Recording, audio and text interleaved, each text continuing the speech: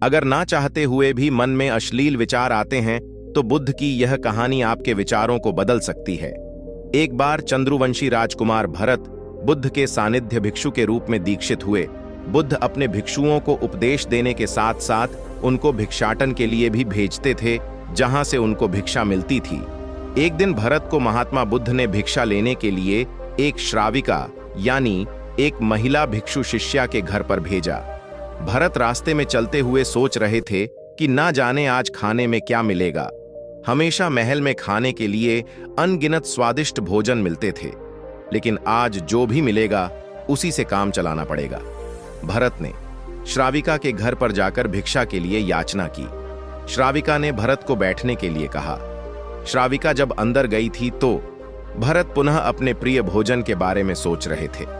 जब श्राविका भोजन लेकर आई तो भरत आश्चर्यचकित रह गए।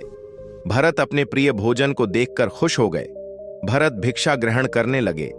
भिक्षा ग्रहण करते हुए भरत सोचने लगे कि उनको हमेशा खाना खाने के बाद कुछ विश्राम करने की आदत है, लेकिन आज उन्हें यहां से खाना ग्रहण करने के बाद धूप में चलकर वापस आश्रम पहुंचना है।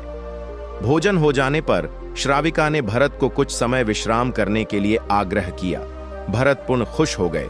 सारी इच्छाओं की पूर्ति होते देख भरत इसको एक संयोग मानकर कुछ देर के लिए लेट गए। लेटते हुए भरत सोचने लगे कि आज तो सोने को मिल गया, लेकिन मेरे सर पर हमेशा के लिए छत का साया तो मिट गया है।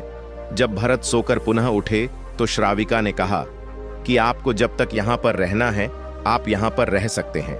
अब भरत समझ गए कि ये कोई संयोग नहीं है, श्राविका जरूर मेरा मन पढ़ रही है। भरत खड़े हुए भरत ने श्राविका से पूछा, मुझे क्षमा कीजिए, पर क्या आप मेरा मन पढ़ सकती हैं? आप यह सब कैसे कर लेती हैं? श्राविका ने कहा, शुरू शुरू में मेरे लिए यह कठिन था, लेकिन मैंने खुद के विचारों को देखना शुरू किया। शुरू में मेरे विचारों की संख्या अनगिनत थी, पर मैंने अपना पूरा ध्यान उन विचारों पर केंद्रित किया। मैंने बिना पक्ष विपक्ष के अपने विचारों को देखना जारी रखा। धीरे धीरे मेरे विचारों की संख्या कम होती गई। मेरे सारे व्यर्थ विचार दूर होते गए। तब से मैं दूसरों के विचार पढ़ लेती हूं। यह सब सुनकर भरत घबरा गए। भरत ने श्राविका से आज्ञा ली और वहां से निकल पड़े। रास्ते में चलते हुए भरत अपने मन के विचारों का स्मरण करने लगे। भरत के मन में श्राविका के बारे में अश्लील विचार आए। श्राविका ने भरत के बारे में क्या सोचा होगा? भरत को खुद पर शर्म आ रही थी। भरत आश्रम पहुंचे। भरत ने बुद्ध से कहा कि अब से वह कभी भिक्षाटन के लिए नहीं जाएंगे। बुद्ध ने भरत को नीचे बैठाया और कहा, क्या हुआ? तुम मुझे अपनी व्यथा विस्तार से बताओ। भरत ने विस्तार से सारी बात बताई।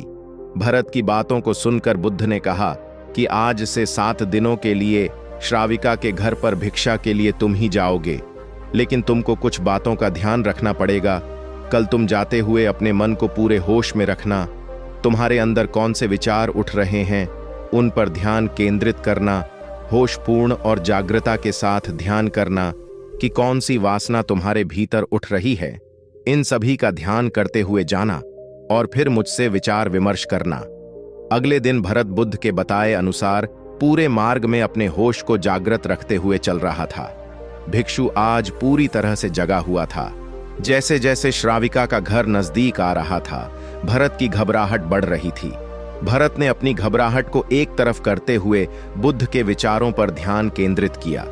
जब भरत श्राविका के घर पर पहुंचा तो उसके दिमाग में केवल एक सन्नाटा था, जिसके भीतर कोई वासना नहीं, कोई कामना नहीं, न कुछ अच्छा पाने की इच्छा थी। भिक्षु भरत ने भिक्षा ली, ग्रहण की और वहां से वापस निकल गया। आज भरत रास्ते में नाचते हुए आया।